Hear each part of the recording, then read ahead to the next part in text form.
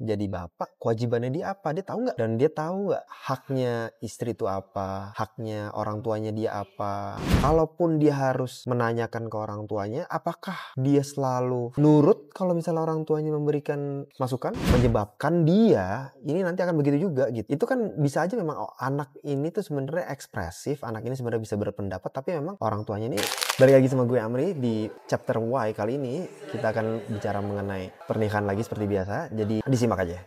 Jadi menurut lo gimana dengan statement yang ngomong kalau lo mau lihat cara cowok memperlakukan perempuan atau istrinya gitu, pasangannya, itu lo lihat aja gimana cara anak itu memperlakukan ibunya. Personally kalau gue ngeliatnya, kalau dipukul rata seperti itu secara general agak kurang tepat kalau menurut gue. Karena yang kejadian yang biasa gue temuin, kalau dia misalnya contoh dia nge-treat ibunya tuh benar-benar yang dinomorsatukan banget segala ya, pokoknya diistimewakan kayak gitu. Bukannya nggak boleh ya, cuma tetap dia harus bisa ngatur balance-nya antara treatment dia ke orang tua sama ke istrinya dia gitu.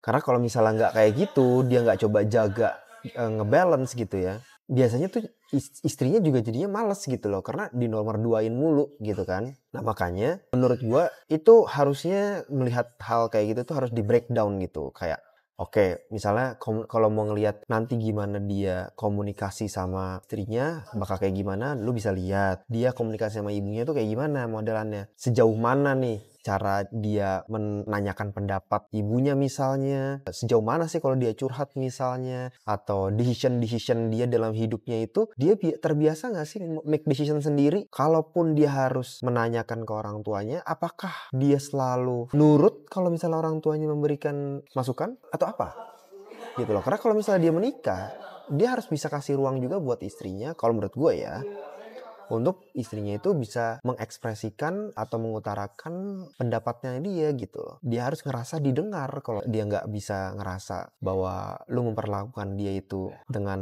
apa ya istilahnya ya, dengan adil ya antara dia dan orang tua lu gitu, ya pasti istri juga males gitu loh sama tuanya dia gitu ya, which is itu berarti di sini orang tuanya si laki-laki gitu. Jadi menurut gue balance itu penting dan harus dilihat itu case by case, kayak masalah tadi komunikasi ya, yang terus misalnya masalah financial decision misalnya gimana, ada campur tangan orang tua atau enggak kayak gitu-gitu. Jadi itu semua harus breakdown satu persatu gitu, bukan secara general aja treatmentnya dia yang lu lihat gitu. Terus apa yang bisa jadi tolak ukur seorang suami yang baik selain Kepada istrinya ya, suami yang baik kepada istrinya tolak ukurnya gimana?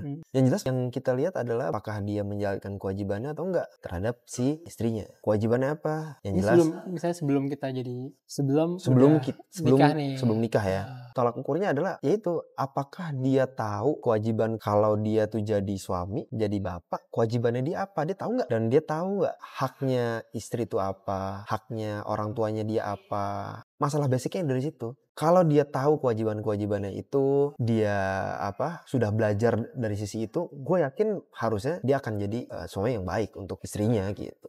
Kalau masalah, tapi kan buat gue tanggung jawab tuh menurut lo sama prioritas sama beda. Tanggung jawab itu yang jelas pasti ada hierarkinya, ada level prioritasnya setiap tanggung jawab itu. Kan pasti ada yang urgent tapi nggak penting, ada yang penting tapi urgent, ada yang penting dan urgent, ada yang nggak urgent tapi penting. Jadi macam-macam tingkatannya, tergantung siapa orangnya. Jadi apa ya nih, mencari suami itu lihatnya dari mana dulu nih kalau lo? Dari suami itu ngeliatnya sama sih jawabannya. Tanggung jawab. Iya menurut gue. Dia harus tahu dulu hak dan kewajiban itu menurut gue. Itu basicnya menurut gue ya. Kalau lu mau ngelihat itu ya lu tanya, lu tahu nggak kalau jadi suami itu batasannya di mana? Jadi lu harus nanyanya kalau sebagai perempuan harus kasih kasus. Kasusnya misalnya contoh dalam hal misalnya paling gampang masalah duit. Misalnya lu mau ngasih orang tua lu tapi di sini kondisinya di keluarga lu lagi butuh juga gitu. Nah lu harus tanya siapa yang lu duluin. Itu kan hal-hal kayak gitu. Jadi lu harus nanyanya case by case kayak gitu. Nah kalau misalnya perempuan udah belajar, dia tahu jawaban yang benar yang mana. Nah ini lakinya udah belajar apa belum gitu. Dia harus tahu itu. Yang siapa yang dia prioritasin gitu.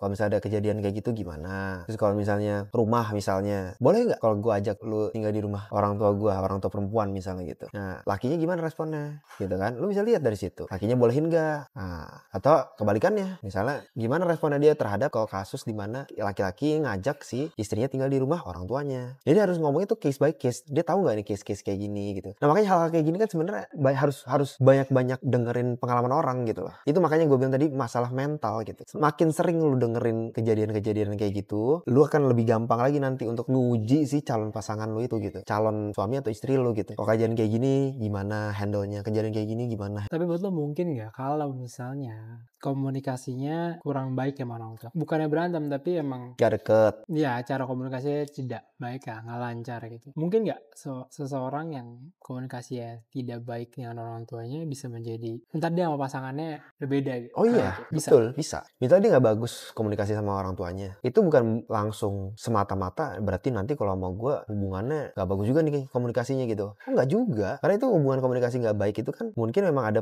sebabnya yang sebenarnya bukan selalu langsung kita pukul rata menyebabkan dia ini nanti akan begitu juga gitu. Itu kan bisa aja memang anak ini tuh sebenarnya ekspresif, anak ini sebenarnya bisa berpendapat, tapi memang orang tuanya ini nggak terlalu demen diskusi gitu loh. Nggak terlalu Sibuk kerja satu gitu sibuk ya. kerja, nggak ada waktu segala macam. Jadi akhirnya ya dia nggak komunikasinya kurang baik. Tapi padahal anak ini sebenarnya komunikasinya bagus, bagus sama temennya. Mungkin kalau dia ada pacar bagus sama pacarnya, ya nggak tahu lah ya gitu. Cuma maksudnya itu nggak langsung bisa kita judge ini perempuan atau ini laki-laki komunikasinya akan buruk sama kita nanti kalau jadi suami istri gitu. Nggak juga. Banyak kok yang komunikasi tetap baik. Padahal sama orang tuanya jelek nih ngobrolnya gitu. Tapi kan kalau lo kan komunikasi lo sama nyokap lo bagus ya.